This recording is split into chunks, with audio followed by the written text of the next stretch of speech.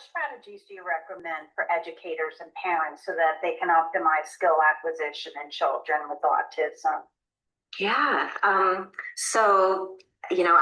think a really, really helpful framework is to think about, on the one hand, physiological strategies or biological, and on the other hand, behavioral, you know. And I think with that framework, it opens up so many opportunities. So I know that as an educator, your role will primarily be in what we're thinking of as the behavioral area. All those strategies that can be used in a school setting or a clinic therapy setting. And I think it's really about, on the one hand, modifying environments to make sure they're set up for a particular student's unique style of learning. Always taking into account, especially sensory, what are the sensory stimuli in a particular environment? I think that's one that can be easy to miss or overlook, especially because so many settings in which children are being taught are group settings.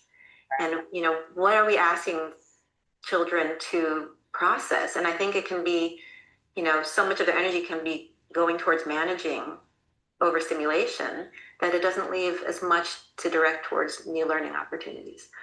So I think, that's for me one very important message. And then the other that I think can often be neglected, I think often caregivers don't recognize all the different physiological steps that could be taken.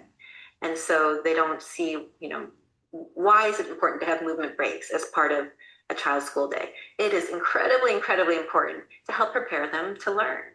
And then of course there are all the different medications and dietary changes and nutritional supplements. It can be overwhelming, I know, because there's so much to explore, but I prefer to view it as empowering. There's so many tools that we can draw from. And so, sometimes families don't want to go the route of medication, which I completely understand. Well, there are nutritional supplements, there are dietary changes, there are even device therapies. So I think we're in a very exciting time in the field of autism where we have so many different tools that we can draw from.